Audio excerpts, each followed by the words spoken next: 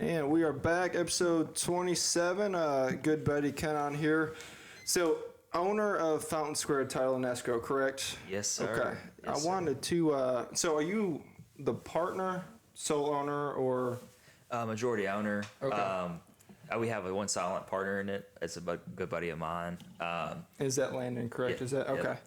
Yeah, I wanted to ask, what's the process of looking to take someone else on as a silent owner or just owner in general or partial owner? Like, what does that look like to make sure it's the right fit for the company or long term anyway? Yes. I would say I think that is the most vital, important question that anybody who's trying to get into a business or having their own business, so a lot of times partnerships don't work out. Right. And that's vitally important in the onset to prevent any issues. You should always have a conversation if you do end up going into business with anybody, whether it's 3 partners, 4, 6, or just duo. Outline the expectations from the onset before you go. Before any money's discussed, anything's done. Each person has a set of expectations, what they expect from the other person. Yep. And that's where you see a lot of fallouts happen is 2 people go into business with each other and they don't have those conversations in the beginning. And when you don't have those conversations, you have resentment build up throughout the duration of however long the business ends up running, the partnership lasts. And then it fizzles out because somebody gets pissed off, loses their shit on somebody. Excuse my French, I'm not sure. Oh, you're fine. You're well, whatever. We're not monetized, so it's okay. We've said a lot worse. So that's the most important thing, I believe, is communication. Because if you don't communicate what each person wants or expects out of the other person, it's hard to get pissed off. You know what I'm saying? Like you're still going to get pissed, obviously, but you can't be pissed as well because you should have had those conversations at the beginning. In our situation, like, it was understood, like, I knew the business model, I knew the business, I knew everything, how it operated from ins and outs to everything. And I was going to be spending the most amount of time at everybody in the operation. So therefore, I should have the majority, right? Correct. Well, you're next on the line the most, right? Yeah. And so I'm putting my neck out every single day, every morning, devoting countless hours, right? So that's what I tell people, because you have a lot of those situations where it gets sour if it's a 50-50, right? Example, you go into 50-50 with somebody. Yep. One person's grinding their ass off 80, 90, 100 hours a week, and then the other person's maybe spending an hour or 2 every week.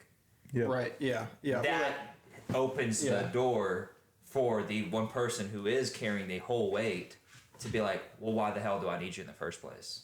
If I'm the guy that's busting my ass here every week, right, day in, day out, and you're not contributing anything of, you know what I'm saying? Or at least, like, not getting compensated fairly. Yeah. Like, if there's money involved, I should be getting paid more because I'm doing all this and this, and you're just doing this. Yeah. Yep. So that's why I tell people with that, it's like, and that's why it's always important, any business that you go into to have those conversations, or first to, figure out what you want, right, out of the deal. Because I'm not saying partnerships are bad. I'm saying that a lot of times they fizzle out or they don't work because of that one reason, right? And that's the main. All the businesses I've consulted or advised people on, I would always have that. That would be the first thing, a conversation I have with them. Okay, well, if you all are planning to do this business model, what's the ownership look like? Does every person know their expectations? What's expected out of the other, right? And then that way we create a strong foundation that we can build something on, right? When you don't, it's like a house. You build a house, you got to have a solid foundation. If you don't, the shit's just gonna fall apart, right? Yeah. So once you lay out the foundation in the beginning, it creates growth, success, all those things that come in nature, obviously, with putting in the work.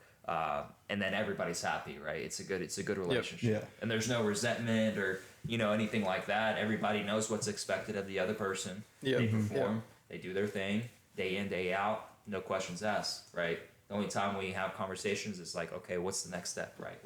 How to grow. I mean, it's essentially like a relationship, basically. That's 100%. Like, you said, communication is a big key too, and like having a standard set, like this is what is expected of you, and if I'm not up to the standard, I would expect you to let me know, hey, this is what was expected, right?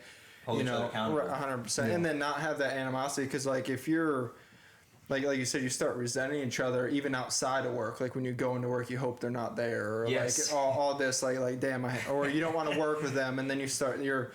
Not only does it affect the business, but if you're working with clients, it affects them too, because then you can't serve them as your first focus, right? Now it's like because you have this in your back of your mind. Yeah, and you're hoping and then it's shitty, but then sometimes you hope that they fail, so like you can pick up the slack and be the hero, or that you're not failing, you hope they do, but then it only affects everybody else outside of outside of just the business and you two, 100%. So and with Landon, I guess, were you guys friends beforehand, or did you guys know of each other beforehand, or how was? Yeah, it was. That's a crazy how life works, man. I'm a firm believer in divine intervention, and that everything happens for a reason, and that whatever you believe in, God or higher being, right? Yep.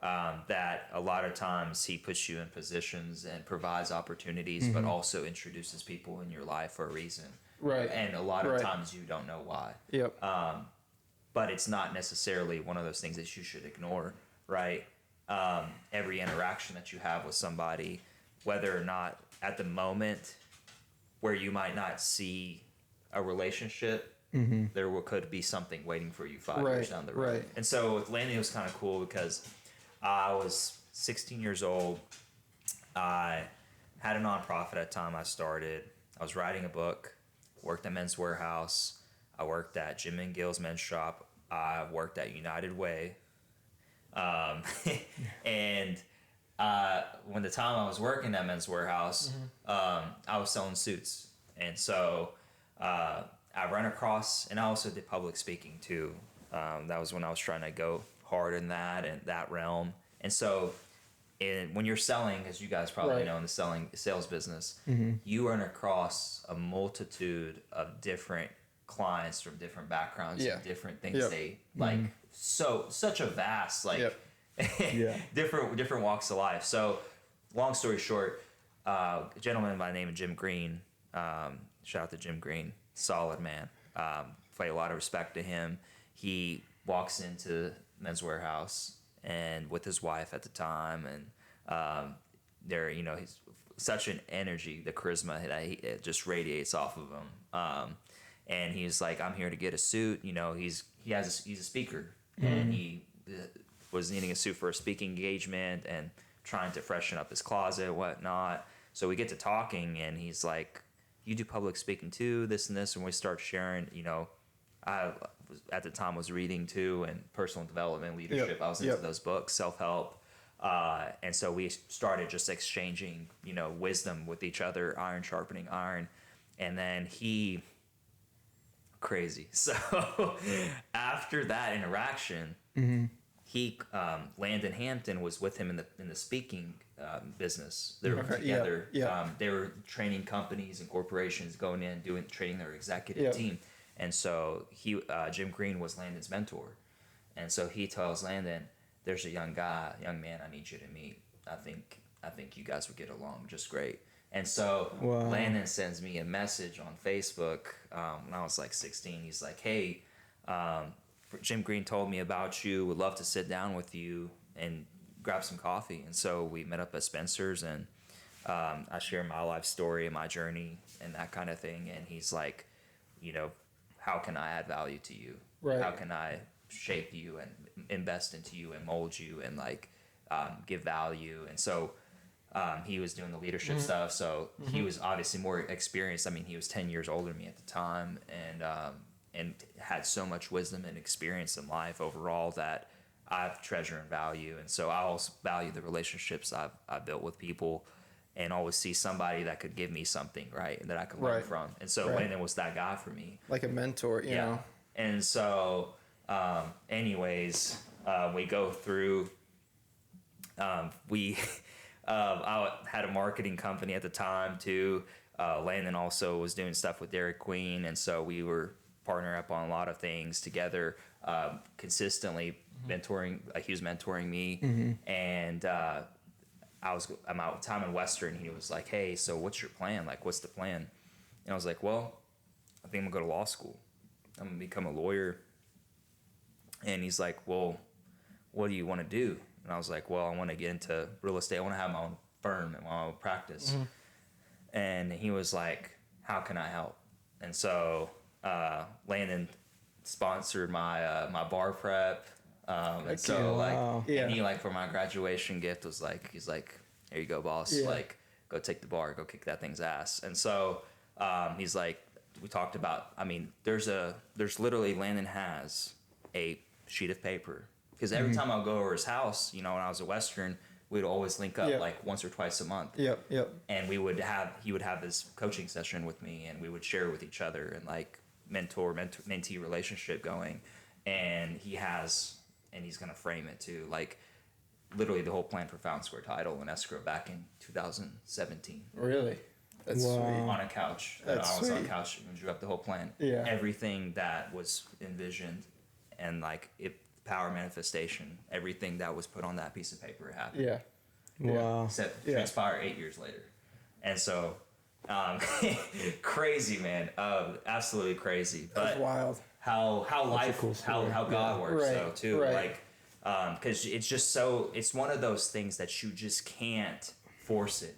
Right. It's got to happen on its own time, right? Like if you put yourself out there and you're not afraid to have those relationships with people, man, it is so nuts. Like all the things that I was doing from 16, 17, 18, 19, 20, 21, left the city of Bowling Green, came back, all those relationships I just like built with people and invested into them and poured into them, gave them my all of a sudden I'm doing business with all those people. Right. Yeah. And like people that like I've maybe had 2 or 3 interactions with, all of a sudden, boom, I got a real estate deal going. Yeah. Right. Like, and it's like, who would have thought, right? Yeah. And so like how life works of all these people that come into your life in some form or fashion, they come back around. Well, not burning bridges too, you know, not leaving off bad note. Because on a smaller scale, obviously with selling cars, like I've looked at people and then, you know, 15, 16 through high school, whatever, not realizing it, but, you know, fast forward 4 or 5 years, you're selling them a car, you know, it's like, it's that relationship building and not burning any bridges, you know, like you're saying, comes back around. Oh yeah. Which is, like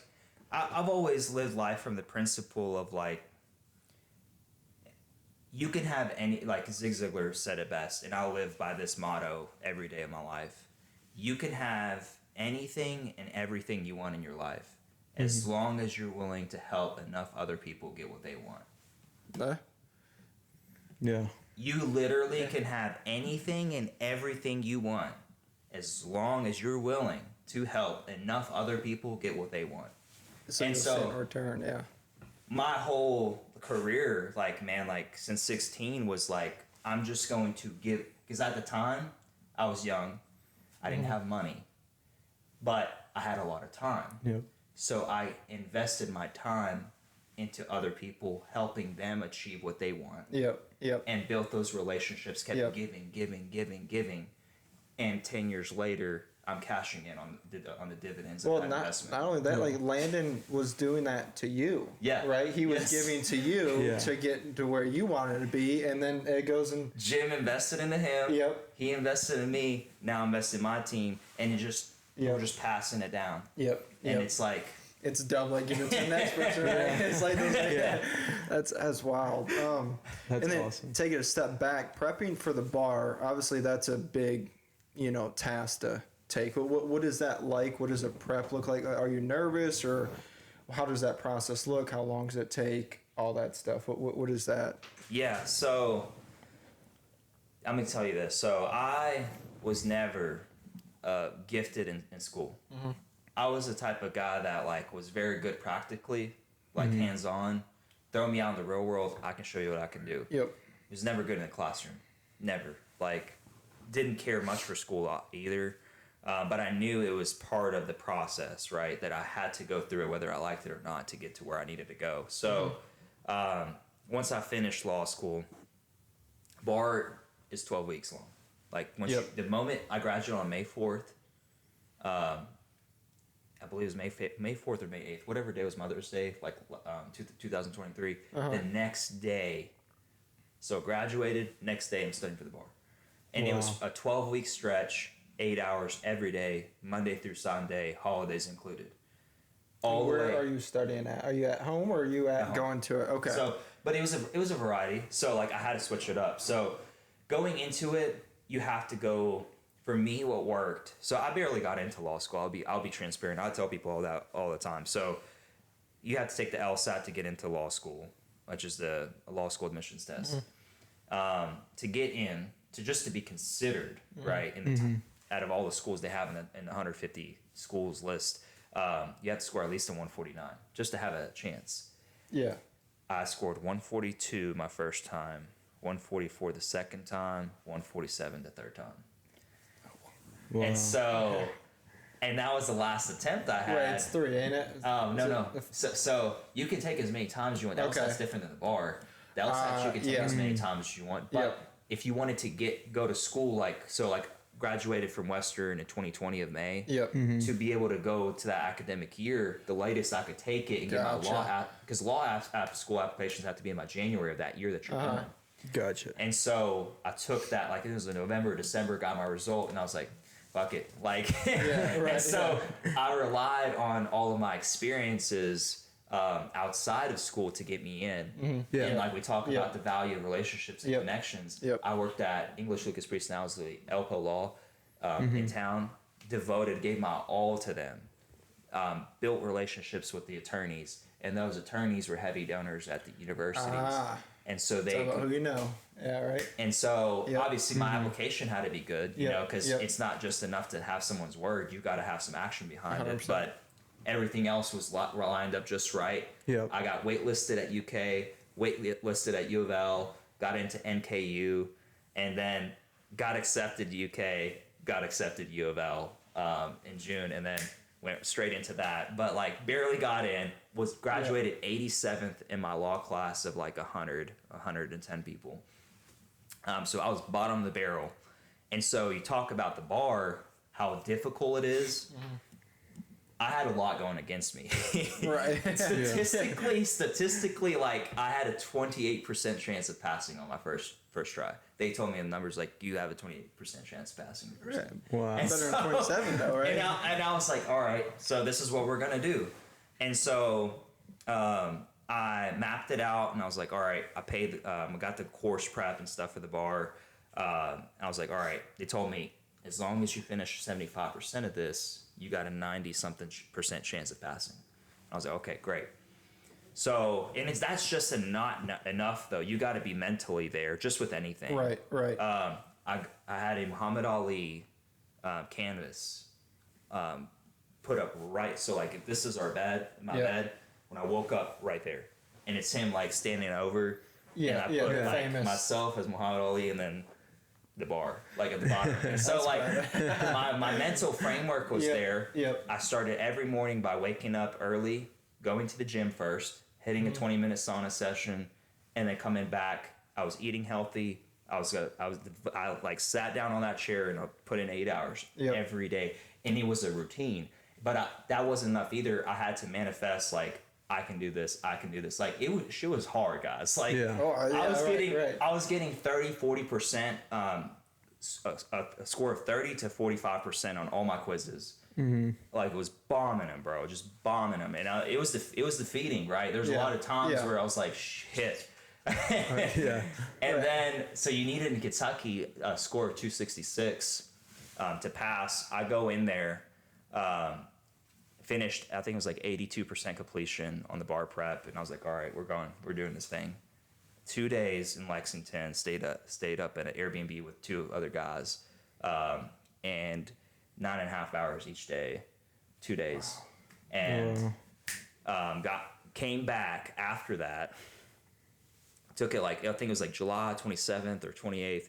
Did all that, took it, packed all my stuff, moved back down here for late second week of August, signed the lease to an office space.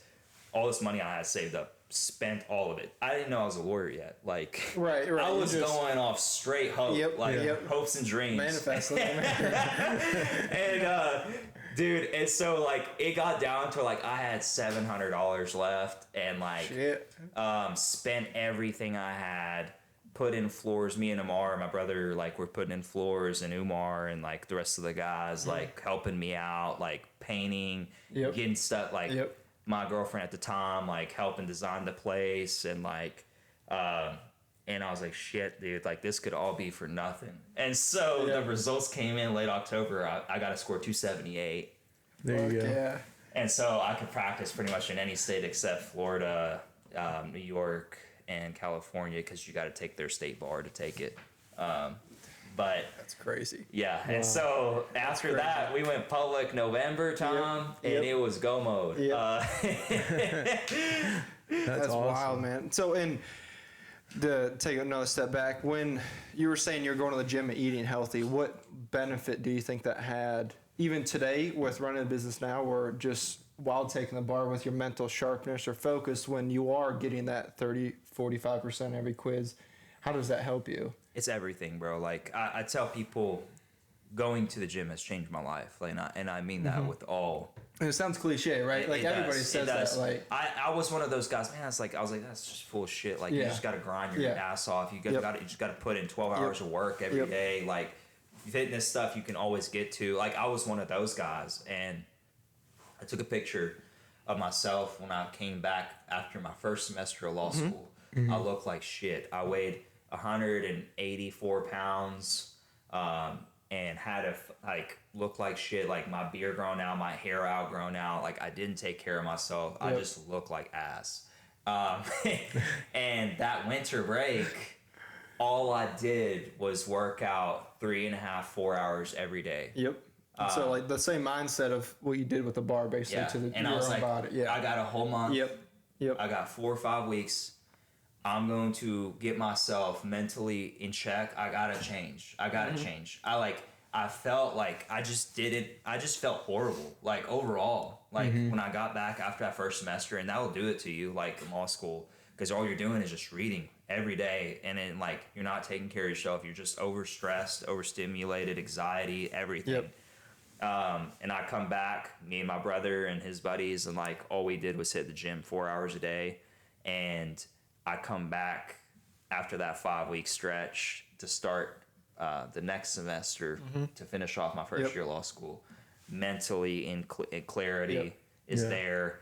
I look good. I feel good. Your body's running all cylinders now, bro, finally, like, right? Like, I felt good. Like, you know that feeling when you wake up in the morning and you're just like, oh, like, dragging ass and shit. Like, it was none of that. It was like, I was sharp. I was getting 8 hours of sleep. I was eating healthy. I was working out. I feel great, man. Like, I leave the gym, I feel great. And I'm able to give other people positivity. 100%. All these things are coming out. Stuff aside of me that I never knew I had, right? Well, you're proud of yourself. Like, you're proud of the man that you were versus what you used to be.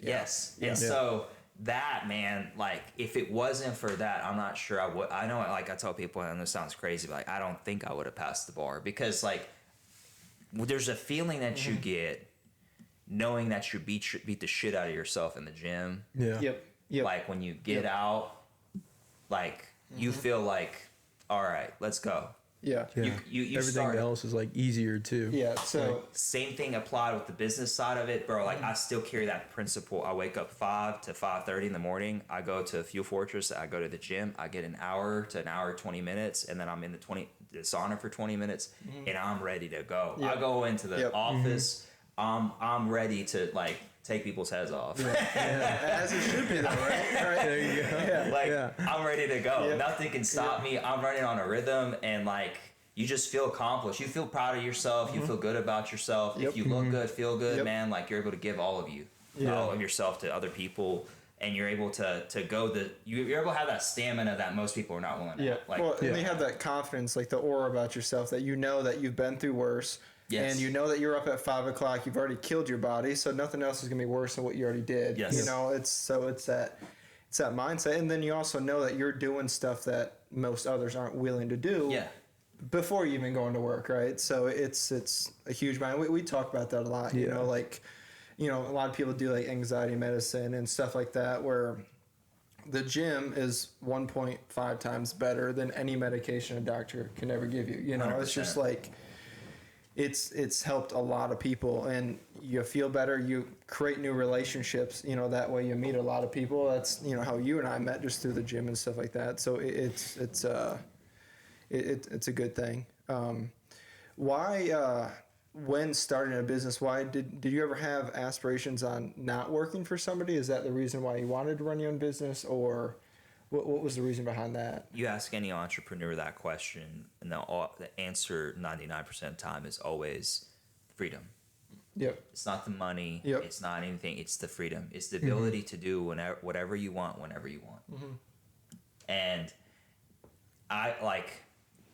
I worked for so many companies and people, like, overall, so I gained so many experiences, and I always tell people it's good to have those experiences, so that way, whenever you do become an entrepreneur, if you decide to, you can be the boss you want to be. Yeah. Yes, and that you can take those experiences and be like, I know what not to be like. Yes. Yeah. Right. Yep.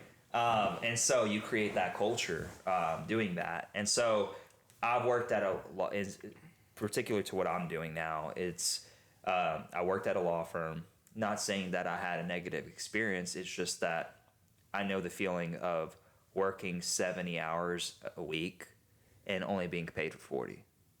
78-hour weeks, I get paid for 40, and I'm always stressed. It's never like the pressure keeps building and piling up. Yep. And people have unreasonable expectations for deadlines, and you don't get paid great either. And so you're like, if you were offering me, because I had a firm that offered me right out of law school $70,000 a year. Keep in mind, I spent $115,000 on law school. I didn't have any undergrad debt. I was on scholarship. Law school costed me $115,000, and then I get an offer for $70,000. Not saying it's not great. Yeah. But I'm sitting there and I'm like, 70, okay. I can make that myself. If I work I'm gonna work the same amount of hours. Right. Yeah. Why not do it Undergo the myself? same amount of stress and everything. I don't have to deal with anybody over my neck and head every single day and treating me the way that I don't want to be treated. It's a different feeling though, like whenever you do work at a place that values and appreciates you and pours into you and cares about you. But most places don't, because they have bad leadership. Yeah. Poor leadership. Or they're worried about themselves first, right? Yes. You know? Yeah. It's usually where the problems start, at the top. Yes. And they don't care about the people who make shit happen every day. Yeah. Right. They 100%. don't care about them. They don't appreciate them. Right. They're not investing into them. And so it's just, I didn't want any part of that. And I was like, fuck it, we're gonna do this, and we'll do this my ways. And that's what a lot of college degrees, people, you know, spend, you know, $50,000, $60,000, $100,000, $1,000 for college, and they get out and they get a $50,000 job or $60,000, and it's like, doesn't really, you know, make sense. But it's that's the issue with college. You know, if you don't have that mindset, which very few people have a mindset like you do, that it's like, why don't I just go do this myself? And, you know, where I'm my own boss and I can make that money versus, you know, working for somebody, you know. And I think most people like that. I don't understand. I think most people probably do have a desire inside. It's just a lot of fear. Yeah. A lot of doubt. Oh, yeah. Doubt. Yeah. You know what I'm saying? Yep.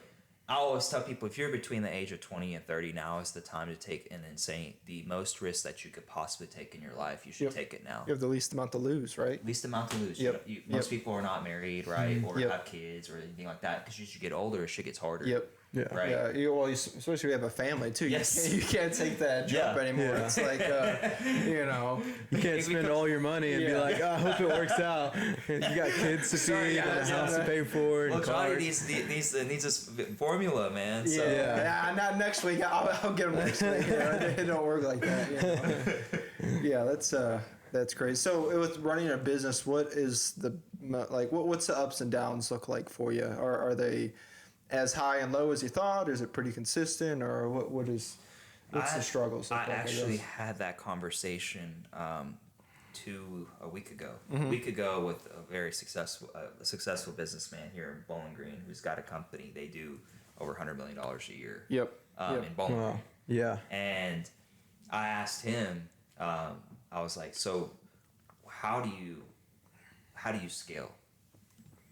Like, that's the biggest question I have. Like, it's like, I know scaling is always, in my belief, and everybody has an opinion on it, in any business model that you take or have, the beginning's obviously the toughest, but it's just you, right? Right. So you can go as hard as you want or willing to go and make as much as you're willing to make. And then after that, you have to spend money that you would normally make and invest into somebody else, so that way you can free up your time to build and grow it, right? And then you got to take a step back. And so I believe business works in plateaus. As we were having this conversation, he was like, it's plateaus, man, plateaus. And so what the plateaus mean is everybody has this idea in their brain that business is like this, right? An incline, right? We start at the bottom and we keep going up. Or it's like parabolic, right? Exponential growth. Business doesn't work that way. It works in plateaus. So you have this straight line period where business is like this. Yep. And all of a sudden you get comfortable doing that for a period of time. And then you can challenge yourself to take on more. We're going to bump it up, and then we're going to get comfortable at this level, with that, and then we're going to take it up another notch. And so it's just straight plateaus. So it's just like the gym. You get used to this weight, we're going to add some. Yeah, and now then you got to grow and like build up to it. Yeah. Right? Yeah. So with my thing, man, was like in the beginning, wasted all my money, man, blew it all, risked everything, and for the sake of the business. So I put myself last and I put the business first, right? The first person we hired, I like paid that person, and I wasn't making any income. Like, it's crazy because looking back, we started in November 2023. From November 2023 all the way through March of 2024, I wasn't paid. Like, I had no income. Wow. And I hired other people, like invested, like spent more money and like all this other stuff before I even got to get a penny out of the thing. That's crazy. So, there's a lot of times I cried in the beginning, like, and I'm man enough to admit, like, it's not easy. It's not easy, and it's not supposed to be easy. So like December, like after I spent all my money, right? November rolls around, no business. Okay, December we have 2 deals going.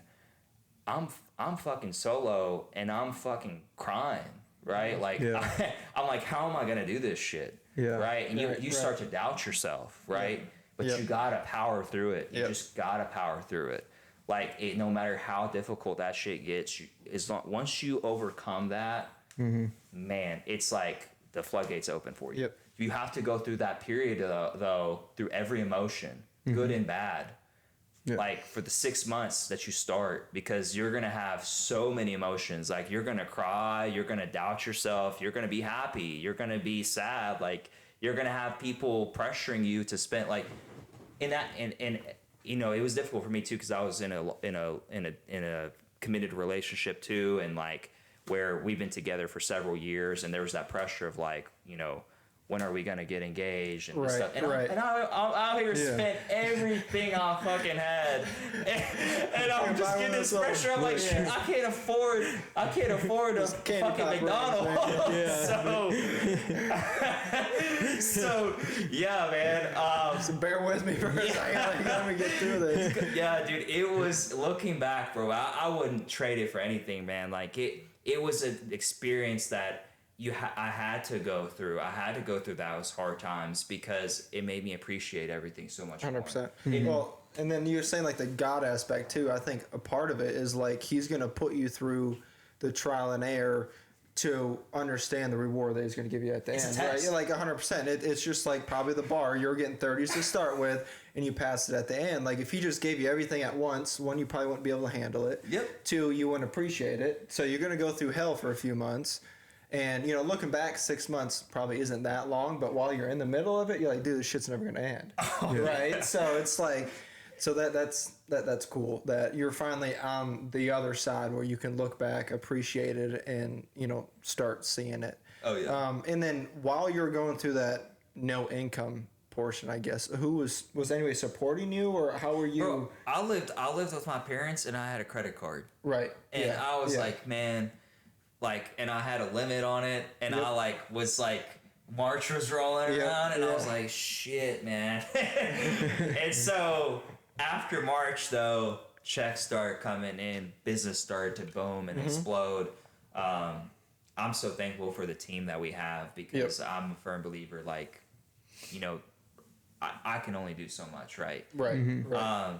But the team that you build is so important to get you there. And if they understand the vision, they'll appreciate everything and go so much harder. And so now, I mean, dude, we were looking at actually the other day, last year's numbers comparison to this year. Shit, we did for the entire year of last year, we just did that from January to this month.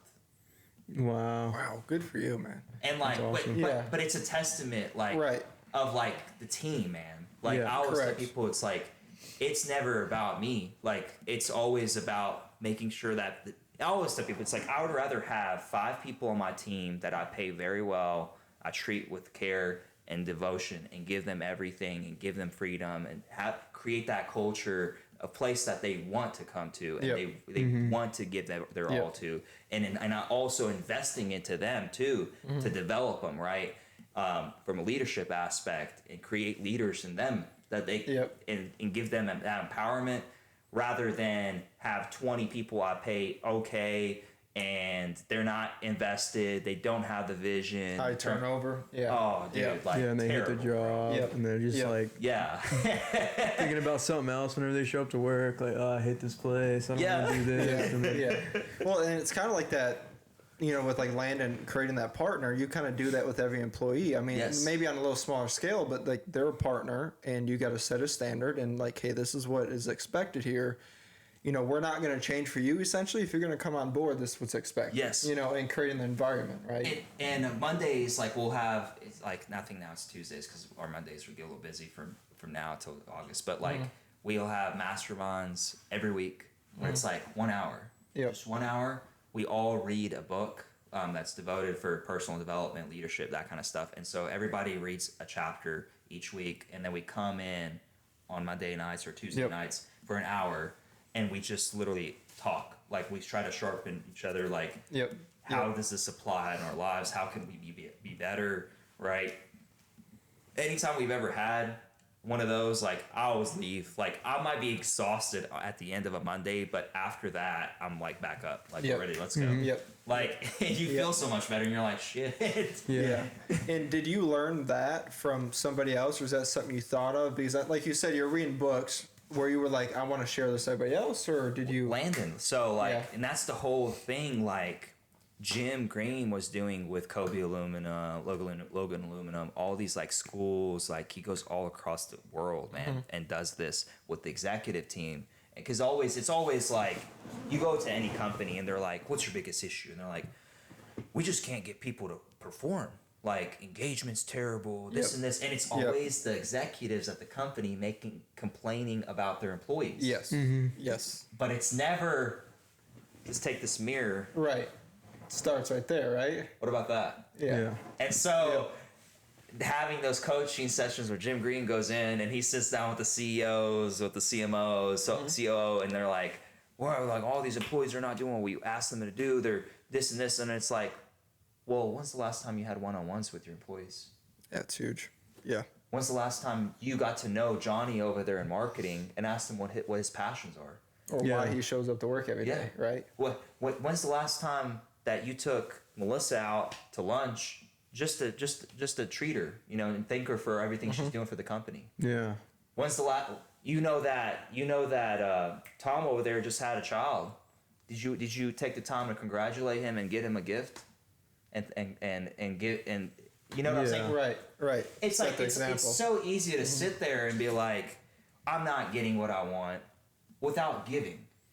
You gotta give to receive. Yep. Yeah. People got the game fucked up, and they think it's this whole like me mentality. When it's like it's not about you. There's 8 billion people in the fucking world. Right. You know? Right. We're all sharing this. Like let's give to each other. Let's bless each other. Let's serve each other, and watch the rewards come from it. Like And everybody's trying to take before they give versus the opposite. I read this in it recently, and it's so huge. I think it was in The Secret. So there's, if you haven't read The Secret, I highly recommend it. So, and it talks about there's a difference between giving and sacrificing. Mm-hmm. Sacrificing is doing something you don't want to do, but doing it. Like, just because you feel like you have to do it and you don't genuinely want to do it. Yeah. Giving is when you give from your heart intentionally without the expectation of receiving anything in return. And you genuinely are giving. Yep. Mm-hmm. One's positive connotation, the other's negative. Yep. Yeah. And that's where people got shit fucked up. They're sacrificing and then they get pissed when they're not getting anything out of it, rather than just giving with intentionality from a positive sense, with genuine heart. Good things will happen to you. Like it's I'm a believer in that. Yeah, and you may give for years with no return too. Like a lot of people give something and be like, oh, now you owe me. Yes. You know, next week I need that. You know, whatever it is, I need that back. It don't work. You know, like you say, if you do it pure intentions, you give something and you're like, no, I don't want anything back, right? Like then just, you know, I'm gonna keep giving to you or giving to the next person, and eventually, like you keep going back to it, God will eventually put what needs to be in front of you. You know, it's. He always tests you to make sure you're worthy of what he's going to give you, right? 1000%. So it's always fun looking back at it and seeing how each step plays a role, like the puzzle slowly builds together to then get the end thing. And then, so with where your company is now, what are you looking like in the future, or what does the future look like? Man, your vision, I guess. The scale, man, like to scale to a level where, you know, I'm in the process of getting my Tennessee license to be able to tap into Nashville's market. Yep. Mm-hmm. We've been doing deals in Louisville. I would love to penetrate the Louisville market, get in there. And it's just snowballing, right? Yeah. Eventually, I want to get to the point. I was having this conversation with my team. I was like, I want to get to a level where I want them to like be the reason why people use us. Mm-hmm. And I had this conversation. I was like, hey, Stray, or hey, Sean, I want to get to a level and a point where people don't even come here because of me anymore. It's because of y'all. Right. Yeah. And I'm just out here, or like they're like, I came here because of, you know, Stray, or I came here because of Sean. Like Sean's my guy. Like he gets me done up real good. Like, and they don't even mention my name. Yep. Like, I don't want that. I don't want people to just be like, oh, like Kenan's amazing, Kenan's great. I don't want none of that. Like, I want them to be the focus where I can detach myself and then go to another community, bless it, and then have other people I can bring in there, give them a leadership role, train them, give them that empowerment, invest into them, show them what they're capable of. All of a sudden, put the spotlight on them. I'm out. All right, on to the next one. Yep. Boom. And just repeat the model. Like, to a point where, like, I get like so much more satisfaction being able to bring somebody who has no knowledge in this game and being able to invest and pour into them and create a leader out of them, and then detach myself and remove them out. Like, and I'm like, yeah, let's go. Yeah. And so like check in, I'm like, yes. It feels good. Yeah. And it's like they're so happy with themselves because they're like, shit, I never knew I could have. What was I doing this whole time? Like, I didn't know what I was capable of. And it's like, how many more people out there are like that? Yeah. Where nobody ever gave them a chance. I think most people are like that. They just, unfortunately, a lot of people don't run into people that are willing to invest them, or like the environment, like the team that you build. If you're not in the right environment, or you know, or you're just by yourself, you think you can do it all by yourself, it's hard to. People are selfish. Right. 100%. Yeah, and it's few and far between, you know, people that want to invest in other people with no return, right? Did you always have this mindset growing up, or where did you adopt this mindset of giving? Man, it was never. I didn't always have it. Like when I was younger, I was like, man, like I came from poverty, man. I grew up in the projects, and my parents were refugees, and so there's always a like scarcity mindset, right? Yep. And there was also victimitis. There was like, why did we have to go through this? Or and like, nobody, like why, like, or poor me, like I couldn't, achieve anything because of these circumstances and situations that I was just dealt bad cards, and like the no accountability and all that shit. And I was like, somebody's gotta, like, for me, it was like, I'm sick and tired of it. Like, I want to change, and I'm seeing other people who come from worse circumstances than me being able to do something about their situation. And like the studying of like, okay, it is possible. I need to figure out what it is that they did to get there. Right? Yeah. And so you find a common theme through all of these successful people.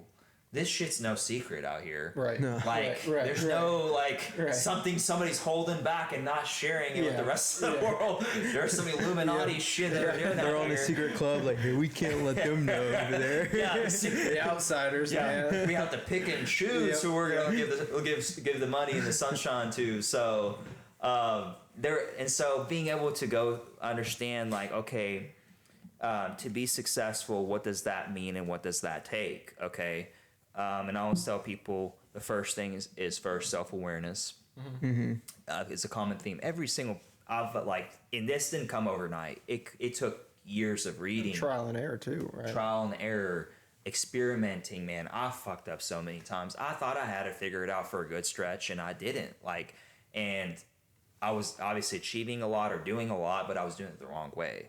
And what I mean by that is sometimes I was like, man, I made this all about me. Like, it doesn't feel right. Like, and so like what's the point of being at the top if you have no one to share it with? Yeah. Right. Or a team that, like you said, to bring with you. Yeah. Yeah. And so, having to shift the framework where, like learning the importance of service and contribution to others, like how important and vital of a role that is. And, with me, it was like self-awareness is the first thing. So figuring out what you are good at and what you're not good at, and understanding and appreciating that, right? Finding your purpose, right? Once you find your why, you have a foundation, right? So purpose and self-awareness creates the foundation, and then the rest of it's just building blocks that you build on top of that, right? And after that, like once you find your why, you're willing to do anything and everything that you have to do to live it out, no matter how difficult it is. And it never is about the money. It's never about the fame. It's never about any of that shit. It's always about your why. If you stay so in tune with your purpose, you'll never have to worry about a thing. Well, you'll find that there's a lot of people when you're first starting that don't understand why you're doing what you're doing. Yes. Because it's your why. It's not everybody else's, right? So like, I'm sure when you were studying, 8 hours a day, most people would be like, what the hell are you doing? Or why don't you come hang out with us or come get dinner or, all this and that. But, you know why you're doing what you're doing, and you know why you get up at 5 a.m, to go do what you got to do. So that's, I get that's important. And why, going back to why'd you pick property law? What was the reason behind that? I always had a passion for real estate. Yeah. Like I said, like coming from poverty, I was like, I got to figure out how to get myself and my family out of the situation.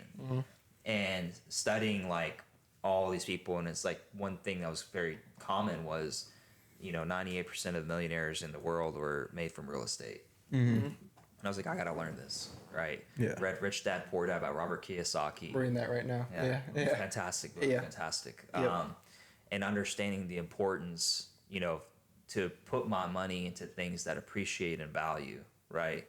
And that trying to understand anything and everything I could in real estate. And so for like I said, I didn't have any money.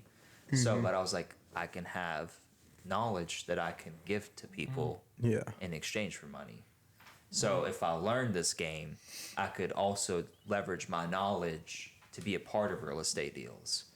and cue myself in, right? Yeah. And then eventually I'll have enough money to be able to invest myself. And so property law stood out to me because there's not many people in my law class that were into it. Like literally, I think there was 2 hands that got raised out of 116 people on our first day for who wanted to do property law. Yeah. And I was like, boom, like niche. Nobody wants it. Everybody needs it. I'll take it. Yeah. Like, and so I'll be the only fish in that pond. That's cool. I'm cool with I'll that. eat good, No, like Drake said, the less is more. There's plenty of us. Yeah. So I was like, great, let's do it. And so anything I ever did, I was like, okay, if I'm gonna truly learn this, I need to find somebody who has been very successful at it, and give them value, right? So I can receive value. I went to go find the most most successful title companies in Louisville. And I go down the list, I pull them up, and so I'm like, all right, boom. I got all the names of the owners or the people in charge and their email. Crafted up an email, and was like, hey, I'm so-and-so, I'm this class of law school, your title company or law firm has caught my attention. I would love to find a way that I could add value to you and your team in any capacity, or if anything, just get to learn from you. Sent out 25 fucking emails. And then got a response a month later, ironically, from the guy that owns Limestone Title, Mike Weber. Shout out to Mike Weber. Most successful title company in the state of Kentucky. They do 500 to 600, 700 deals a month. Wow. They move over $1 billion a year. Wow. Yeah. And so he's like, hey, come by the office. So I met with him, Trevor, attorney there, and they're like, are you scared I'm going to get in front of people? I was like, no. Right. He's like, I've been prepping for this, man. he's like, all right. He's like, are you scared of pressure? Are you scared of, I was like, give me anything and everything. Bro, they put me through the grinder, bro. I'll learn, and it was so, shout out to Mike for this, because he was such a true leader, because he put me first with the file setup ladies, which is like the very beginning of a real estate transaction. You're just getting information from both sides and all of the parties, and like you're just calling people and getting their information and whatnot. Learning how to communicate. That's where I picked up on that tool and skill, learning how to get what I need, but in a brief and in a good demeanor, right? In a way that, or it's efficient. After I was doing that, he's like, all right, I'm gonna teach you how to clear liens, how to clear mortgages, all this stuff. Boom, boom, boom.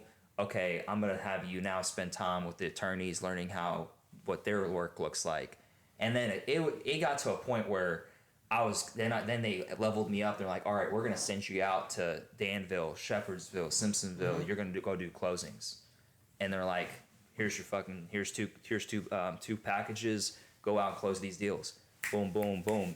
And I'm in between classes. I've got and all the students in my law class, they're like, Kenan might get kicked out of law school. If he misses class, I don't know how he's doing all this and this. I'm like, man, I'm learning more value out here than I am in the streets right now, man. Yeah. And so I was learning so much game, how to whip up deals, make shit happen. And I was shout out to them for trusting me, because to do that, and because not many people would be scared of that.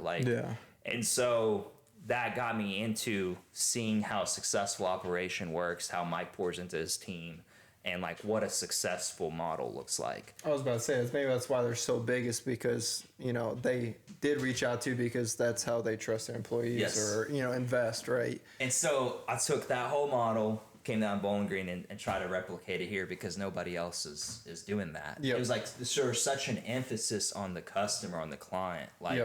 If we're closing a real estate deal, they would bring out, everything was down to a science. All right, so how a conference room looks like. There's chairs and stuff. Okay, people come in, buyers on one side, sellers on the other side, agents right there with them. You come in, you're closing the deal, you're sitting at the head. Underneath, they had a pager clipped under the table. And so it was such a fucking science that once you got 2/3 of the way through getting the doc signed, you would press the button underneath the table. It would bring in the assistant. She would grab the docs, go make copies. And by the time you finish that third, she would come right back in and bring out everyone's folders. So here in Bowling Green, you go to a law firm, you're closing a deal, it's going to take you an hour and a half to 2 hours. Limestone Title, 20 minutes. Damn. Wow. And that's so awesome. The service, and then they went us to so far as they would look up the clientele. So it's like, okay, these people, like, they value the service and stuff. They're upscale. Yep. Bring out the bottle of champagne, pop the cups out. You know, like, get the nice little glasses, get a nice bottle of champagne for him. Yeah. Like, we'll get this guy, he's into baseball games at U of L Cardinals, go get him 2 tickets, throw him in there. Boom. Like, this agent sends us a lot of business. They really are passionate about U of L basketball. Let's go get his ass some box seat tickets for next week's game. Boom. Take your family out. Thank you for trusting us. Thank you for you. Like, you. Yeah. It's like so service oriented. It's all about the clients. It's never about anybody else other than the people that you do business with. Wow. And so I was like, oh yeah, let's go. Yeah. So nobody's doing that though. Like, it's like, it takes a lot of work, a lot of energy and time. It's a lot of extra steps too, right? It's a lot of giving. Like, who's going to be doing that, right? Right. But that's doing what the 1% do. Like, 99% of people are not going to do that, but the 1% will. Yep. And there's a reason why they're the 1%. Well, and then you're 100%. Also following your true passion, right? That's why you know, this conversation, you're so excited just to even talk about it because you're doing exactly what you want to do, right? It's sweet. It's sweet. Yeah, that's awesome. That's so that company he's over here thinking about how he can do that in cards. Yeah, bro. That's exactly what it's like. I'm trying to get a button under my desk, bro. He's like, somebody bring in waters. You got leads, like, look him up and be like, let's look up his Facebook profile, do a little stalking. Okay, he's into UK, but shit. Okay, cool. Let's like when he buys a car with me, I'm gonna have shit ready for him. Boom, man, like, it's just never stops. Like, people are like, who is this guy? Well, and that's the best advertising. It's a word of mouth, you know, and you know, so let's say their buddy, you know, goes through a different firm. They have, it took an hour and a half, hour and 20 minutes. And then, my experience was, 30 minutes. And, they gave us tickets, right? Like, it's about us lunch.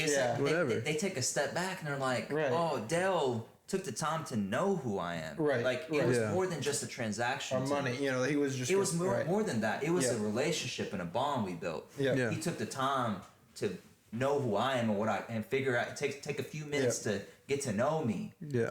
Out of his time, and actually went the extra step to surprise me with something I would never expected. Yep. Yeah. And so, like, they ain't gonna get that service anywhere. Like, no. That's crazy. Yeah.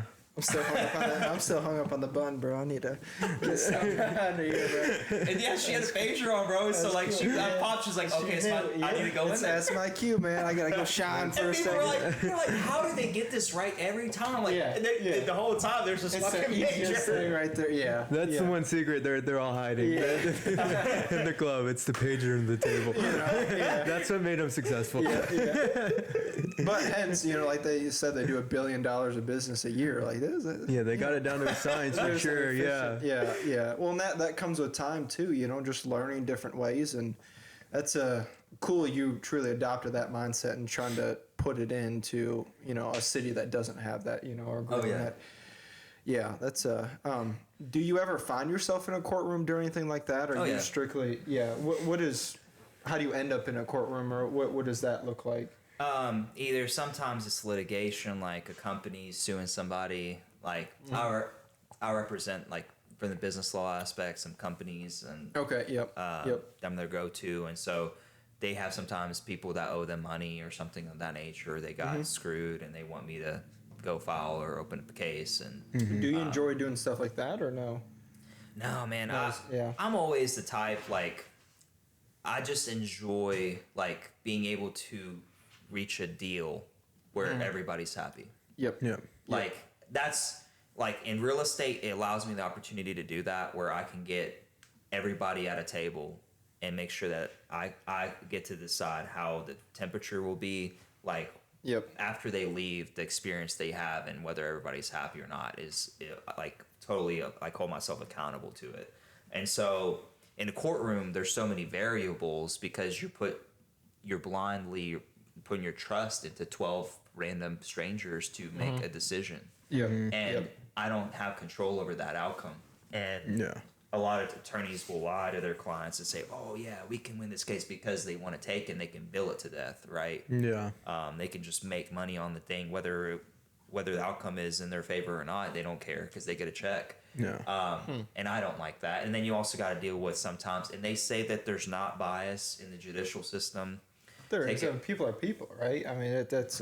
And so, what, a lot of things are subjective. So one judge might view things this way and have an interpretation of the law in a certain way because of this experiences they've had in their life, or they might be a little biased. And then another judge will say the complete opposite.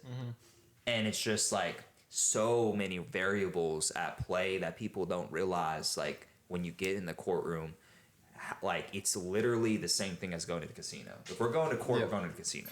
Because you can't expect to win and you can't expect to lose. Like, I mean, either one can happen for you. And so that's why I prefer to handle things in mediation, or in mediation, if you don't know what that is where we avoid court completely. Us, like if I'm your guy's attorney, we're sitting in one room, the other side's sitting in another room. We never see each other, and they got their attorney in there. And there's a guy, a mediator, that goes back and forth between two rooms. And we eventually reach a compromise. To an agreement. Yeah. Well, when you take it to the courtroom, there's always gonna be one party that leaves unhappy. And then one party, like you said, you can't have both sides happy ever. I'll tell you this: nobody leaves a courtroom happy except the attorneys. Yeah, I believe it. Because they're getting paid. Because they're getting paid regardless of the outcome, and the person that's suing is not going to get what they want because it'll always be changed and modified what's equitable. So they're not happy because they didn't get what they want. They might have got the outcome, but it costed them money, and they didn't get the outcome that they wanted. I mean, at the end they did, but it wasn't the way they wanted it to be. Right. And then the other person's pissed off too because they didn't get the outcome either. And the only people who are happy are their attorneys because they got the check.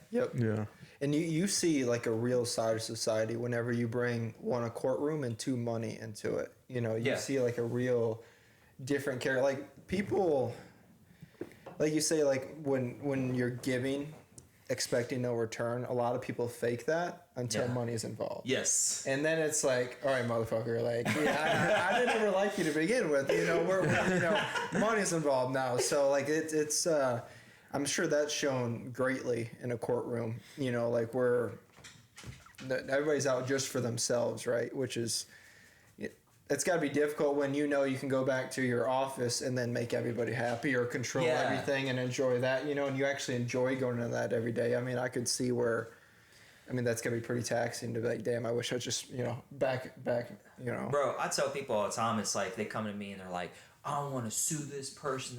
I'm like, all right, you do? Okay. This is how it's going to play out. Yeah. Not like most attorneys are not going to do what I do because like they're in it for a check and like, they want to take it on, right? Yeah. Because they can always play their way out of it at the end and say, well, damn, like we did everything we could have, right? And it's like, oh, did you? Like, right, you weren't honest in the beginning. So like, a lot of attorneys will take a case and there's not even a case there to begin with where they're like, let's fucking make one, right? Yeah. So let's just like file something and we were gonna bill them every 6 minutes. Well, I charge $250 an hour, so let's rack that shit up. You got to pay $10,000 a retainer. Let's go, right? Yeah. And then, like, I'm the guy that's like, all right, you want to sue this person? Okay, how much do they owe you? Okay, they owe me $10,000. Okay. Does this person have the means to pay you? Yes. Okay. So, and they're pretty pissed about it. Okay. All right. So, do you have anything in writing? Yes or no? All right. Yeah, no. I got text messages. Okay. Right. And so it's like, all right, so this is how it's going to work. If I decide to take this case, we're going to file the case. It's going to cost you money. And they're like, well, why can't we just charge them? I'm like, because I don't work for free. Like, you want me to go spend 60, 80, 100 hours on your 10,000 on your case that somebody owes you 10 grand for, and me to spend all these hours, and then you want me to ask the other side to pay for it, and I don't know how financially capable they are even paying what they owe you in the first place. Yeah.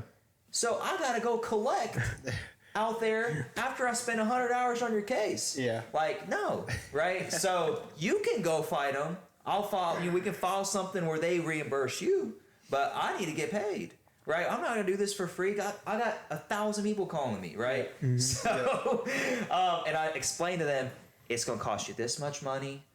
You know, I'm at least gonna put in 80 hours on this thing, and if it's $250 an hour, right? That's 20 grand, right? And they owe you 10, okay? And so you're gonna pay me 20,000 to get 10, and you're back in the same position you started with. Yep, you just owe me money now. Yeah. You know, and I don't want to be in that position where you owe me money. And right? then you also waited 6 months, 8 months, or 12 months to get a decision on it, and wasted so much time, energy. Yep. And so I tell people, if there's a chance that we can mediate, let's go that route. You're not gonna get the full 10, but it's gonna save you time and money, and you're gonna get something back, right? Mm-hmm. Like, yes, they might owe you 10. All right, let's try to meet somewhere in the middle where they can pay you 5, and we call it a day. We wash our hands, we're good to go, right? Yep. But a lot of attorneys are not going to say that because they're like, I can make 20, right? Right. And it's like, right? Win or lose. Yeah. So right, I tell them it's like, are you wanting to? And there's two types of people, or there's multiple types, but there's people that want to sue just to make a point. They don't care how much money they'll spend. Mm-hmm. As long as they get to say that they won. Yep. That's all they wanted to care. Yep. They'll pay 10 times the amount that the other person owes them just to prove a point. There's those people out there. I promise you. I see and they don't care. Those guys are fine because as long as they're willing to pay, we don't care, right? Yeah. But the other people, it's like they want to get their money back, but they're not willing to pay you to go get their money back. Yeah. And they're not aware of like what it entails. Everybody wants to sue everybody until they find out what it costs, right? And so I always try to be honest with people in the beginning. I'm like, you can either do this, you can definitely sue them, but are you willing to toss a coin in the air and call heads or tails while you drop $20,000? Yeah, minimum, right? Yeah. So, right, and so I would try to always find a way to reach a compromise and solution with people. That way they don't have to go through that. And that's why, like, I think the statistic is like 94% or 96% of cases get handled, like get settled. Yeah, as well. They don't get probably tried. Should be, right? Yeah, you'll see insurance companies, like, they'll go to trial, and right before the judge is about to deliver the verdict, they'll offer a settlement agreement. Yeah. And before they even get the chance to read the jury's verdict, they settled it. And they went literally down to the buzzer beater. They drug them out. Like, yep. Every minute, that's crazy. It's crazy. I think, part of that, why you take that approach, because that's probably not your full passion. Yeah. Is going in there and taking people's money, or just that's not your passion to do that every day. So you're up front right from the get-go. Just like customer, comes in and, I want, $80,000 car, $500 a month. All right, come on. Like that's not how that's going to work. Like, let me just tell you. We'll put you on that 120 month plan. Right. Yeah. Like, you may need to go look at a Honda. Like, let's just be honest here. Just kind of cut the bullshit out. And at the end of the day, people are going to respect you much more because you were straightforward with them from the get than dragging them on for a couple weeks, charging them the money, and then getting the same thing same result you could have gotten, the first couple of days or however long it takes. And is there like cases that like you turn down, or you just like, if someone's willing to, you give them a spiel of what you think it actually is going to happen, they still want to go through with it? You just. Yeah, so I'll definitely have a lot of that. There's situations where it's like they're arguing about something so stupid, and I'm like, and I just don't want to do it. Yeah. And I'm like, all right, first of all, it's gonna cost you a shitload of money.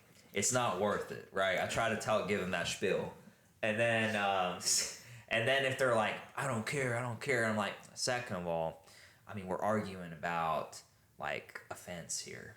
Right. fence, right? Yeah, Like, it's always those. like, Yeah, those it's people. like something. It's yeah. like.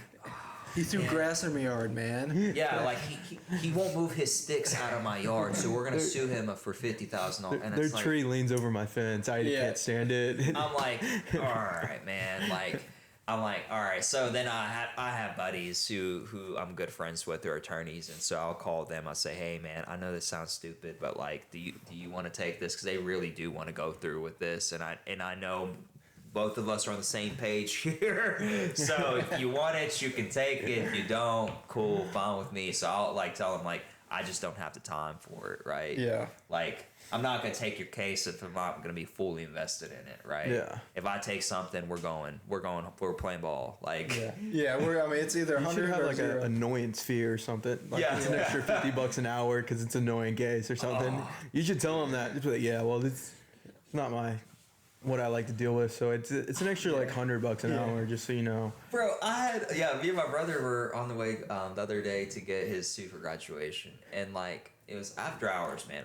I called this guy back because I'm like, all right, I gotta get back to him. He called me this morning. I was a little busy.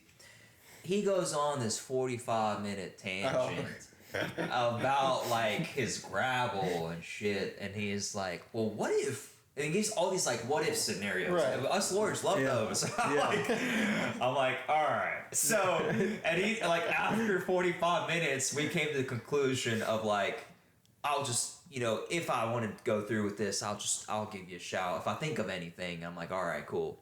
And he looks at me, he's like, dude, how do you listen to that shit every day? I like every single thing. I'm like, yeah, like that's part of attorney. Like we gotta hear all kinds of things, man. Yeah. And it's like attorneys, if y'all didn't know, have the highest rate of abuse, substance abuse out of any profession.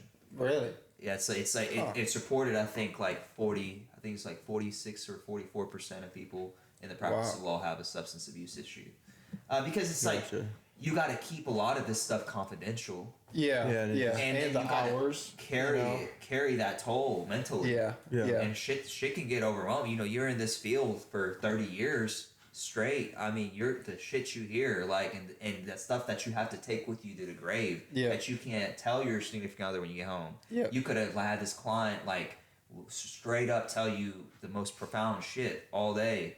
Yeah. And like you had to be around this person, but you can't share any of that. And you got to go defend it, not only And you got to carry that with you, And so like you come home and you're beat up and you're like, well, how was your day? And it's like it was fine. Like I can't tell you the details. It's but fine. Yeah. Don't worry about it. I'm good. It was fucking terrible.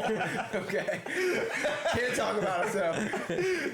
She's like, well, that's great. Honey, what's wrong? I can't talk about it, but Just tell me. I won't tell anybody. I pinky promise. Don't worry like that. So it's just Somebody mentions it later in the day, like one of her friends, like, I can't believe that happened. And they're like,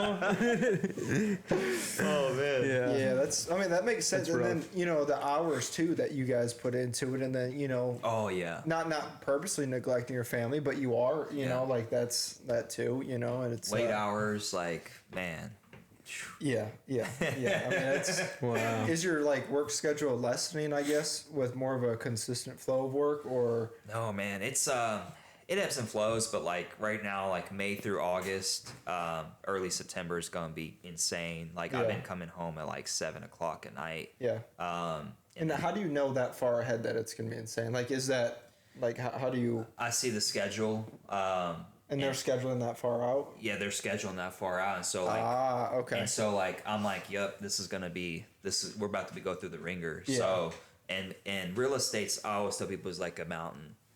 January is usually historically like your slowest. Yep. Nobody's moving, nobody's buying, nobody's selling. It's New Year. People are just getting started into their new goals or whatever. Yep. And then May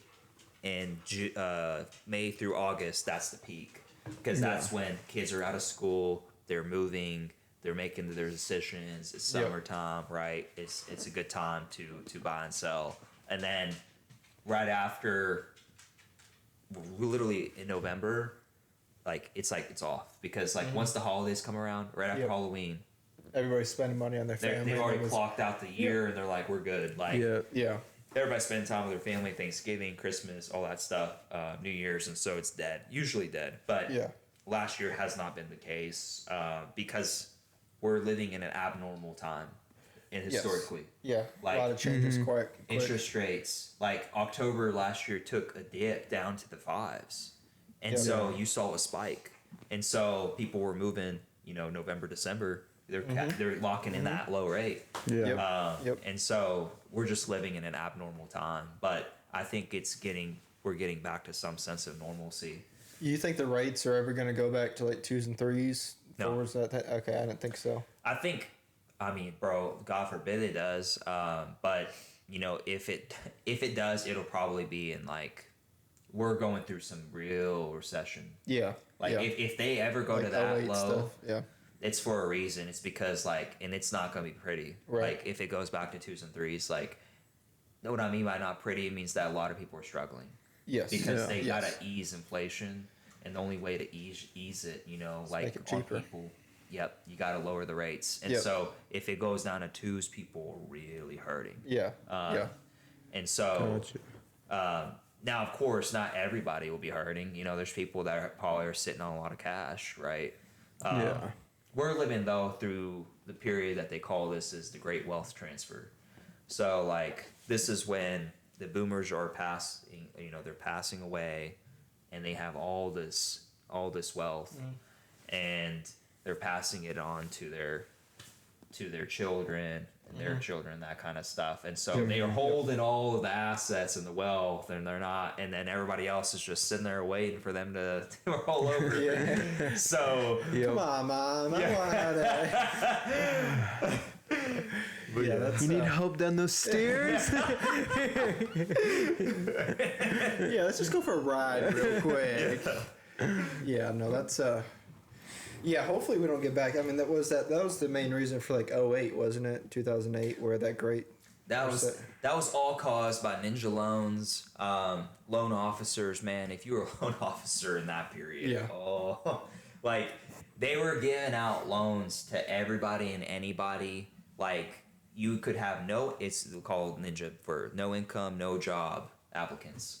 Oh, sounds cool, but Yeah, and so sounds good. But you're making, yeah. if you're a loan officer, you're making, 1% on the loan amount every time. So you got like people who literally don't have any source of income, and you're giving them a mortgage for $400K just to make a $4,000 commission.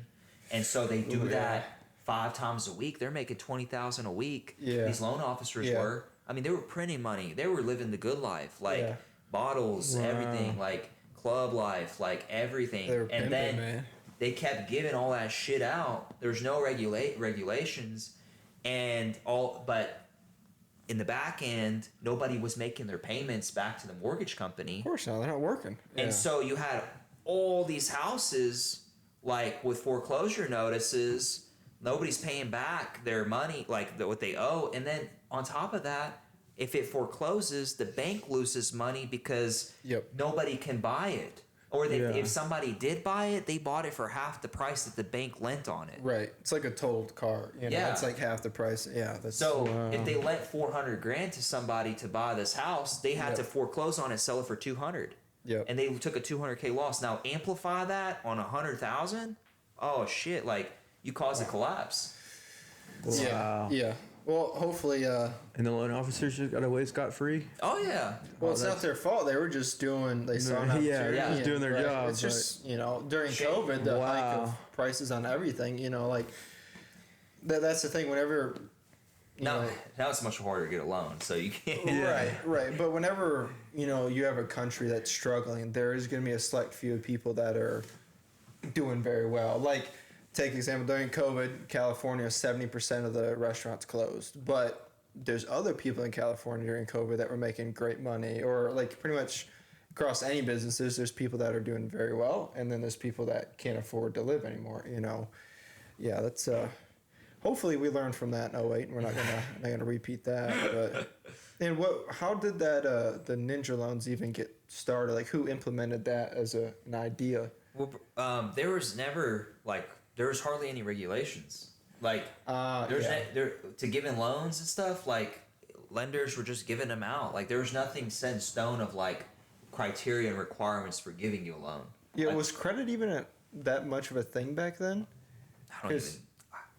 I can't remember exactly, man. I don't even think it mattered. That's what I was about to say, because there's no like you said, checking of. Yeah, can you actually pay your shit on time, or are you always late? Yeah. Bro, people literally filled out loan applications with their dog's name on it. Like, I swear to you, their dog got the mortgage. They couldn't collect on it. Like, it was a bad mortgage. Oh my god. Yeah, the people doing crazy shit, man. Like, dude, if my buddy was alone, I would just be like, hey, my dog needs this $1 million house, and we can go on a trip later. Like, they had strippers that had 4 houses. Four houses, and they're like $500,000 homes. All and their like, different stripper names had a house. You know? Man. Like, wow. And so after all that happened, I mean, obviously they're like, okay, like, we really fucked up. So like. And so they're like, all right, we got to have some requirements and laws and rules in place to regulate from this happening again. How can we, prevent something like this from happening again? Because for the longest time, your mortgage-backed securities were your safest investment. That was your safe haven because... Yeah, you put money into it, you'll get more money out when you go to sell it or whatever. Yeah, right. And so that was no longer the case. But now we're seeing...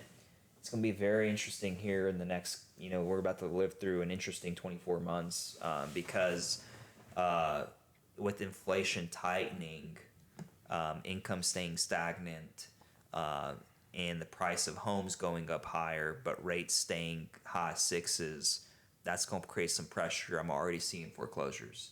So it's only going to get tighter and tighter and tighter. And so... it is going to be, I'm not saying it's going to be scary. I just think it's all going to be dependent on how we navigate this situation. People are going to have to be more humble as far as spending goes. Like, you're going to see less young people going out. They're going to be, eating at home, or they're going to, be, and it's not a problem. You know what I'm saying? Right. I think you're just going to see, and those people who just can't make that sacrifice are gonna be hurt pretty struggling, bad. Yeah. Yeah, well, it's like, weak men make easy times, and then easy times make hard men, or however that saying is. We're gonna be at the end of it, where times are gonna start getting a little tougher, and people are gonna have to tighten up. Yeah, it's needed. It's needed. It is. Yeah. It's just a cycle. Especially in America, we just worry about so many issues that just aren't even issues. Like, it's, Oh, yeah. Yeah, we're so comfortable with making up issues. I can't go in a bathroom that I'm not comfortable with. It's just like stupid stuff like that. It's like, it's really not that big a deal, but... We have it really good, man. And I think people just don't understand how good we have it. Yeah, And did you say your parents were the first generation to come to America? Is that right? So, okay, well... Even more so them, they got to see, or you even growing up in poverty, you got to see what it's like not to have it. Like, you see a lot of successful people come from nothing because they can see the life, what it's like with nothing, and then they can see other people and get what it's like. And, like, you can choose your hard, right? Yeah. So it's hard being poor or not having a good family or whatnot, but it's also hard to grind and have everything. Yeah. Pick your hard, right? Yeah, that's so true. Dave Chandler, billionaire here in Bowling Green. We sold him a car like a week ago for his daughter. Really? Yeah. So he had this coffee hour with his wife Amy at the chamber at the hub, and he basically, one of his things was in America, you have the price of poverty and you have the price of wealth. You get to choose which price you're willing to pay. Yep. Yep. Every day. Yep. Every single day.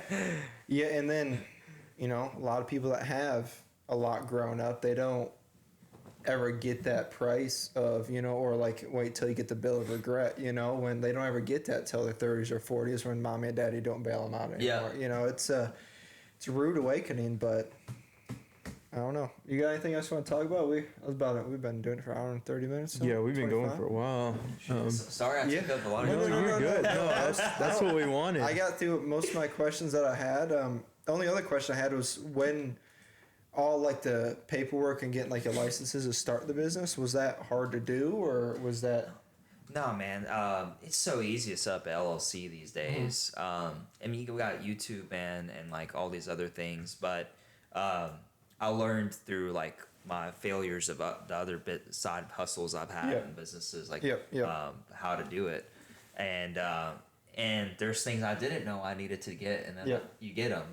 Like you're gonna have to make some errors here and there, and that's totally fine. America's so forgiving in that aspect. As long as you give a good effort, you know, and you're actually showing that you're trying, like people will be understanding and like and work with you. And so you'll learn all the stuff that you're lacking as you go along. Right, trial and error. Yeah. That first 6 months of any business, that's where you learn everything you need to know, and then after that, it's on you. Like. Yep.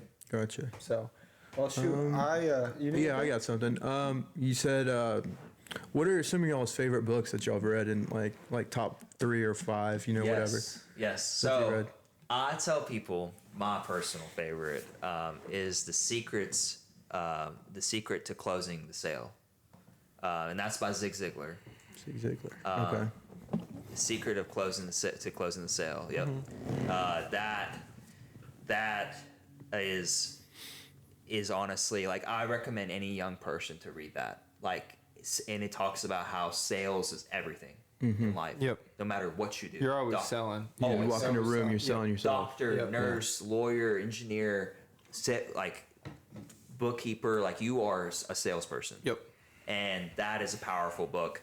Second book I recommend is The Courage to be Disliked. That's a dialogue between a wise man and a young man who's struggling in life, trying to navigate his way. Kind of like Rich Dad Poor Dad. They use both dads. Yep. The Courage to be Disliked, such a powerful book. I'm trying to think what other. We've also read. I'm trying to pick one that it would be very good. John Maxwell, Developing the Leader Within You 2.0. Those 3 books, you read those 3, you're gonna have pretty much all the tools you need to. And I will say I'll add 2 more books because I'm a book fanatic. So if I had to make it 5 books, it would be See You at the Top by Zig Ziglar, and then Napoleon Hill. What is the name of the book? Look up Napoleon Hill. There's a. Let's see. Think and Grow Rich. Think and Grow Rich. That's it, that one. Yeah. Think and Grow Rich. So those books. So yeah. Developing a Leader Within You 2.0. Courage to be Disliked. Secrets to Closing Sale. See You at the Top. And then Think and Grow Rich. Those books. Phenomenal. Those are all bangers. Like you read all 5 of those, you're going to be locked and ready to go. I tell people like those are some fire reads. I recommend those, like, especially for what y'all are into. Yeah. You got to read that Zig Ziglar's Secrets of Closing the Sale. Yep. You read that thing front to back, your brain's going to explode because you're going to want to read it again and again and again. Yep. It's one of those that, like, you can never stop learning from it. I still learn from it. I read, like, there's these books, I put them on repeat because they're so good. Do you read them or have like the audio? I read them. Do you read? Yeah. I've been trying to get into audiobooks. I just like, I gotta be like in a place when I read these books, I like to like read them like where I can annotate, make notes, reflect, think about it, like process. Like that's what you're doing. That's not, a side thing. Gotcha. Yeah. At a baseball game, right? You do any podcasts at all? You listen to any podcasts? I listen to Joe Rogan stuff. He's of course a classic. I do love Ed Milet. Ed Milet. Yeah, Ed Milet. If you ever get a chance to listen to his I'll stuff, look it up for you. Okay. he is so good, man. That kid gets me locked in. I listen to some Gary Vee too, Gary Vaynerchuk and Mel Robbins. They're good too. The Diary of a CEO. Oh, I know that guy. Yeah, Let me see. Ed Milet's. Oh man, You've seen him videos of him. Before. Yeah. I'm so bad with names, but listen to one of his episodes every week. You're going to be in good shape. Yeah. Because he always got some good casts of people he brings on, and they discuss leadership and that kind of stuff.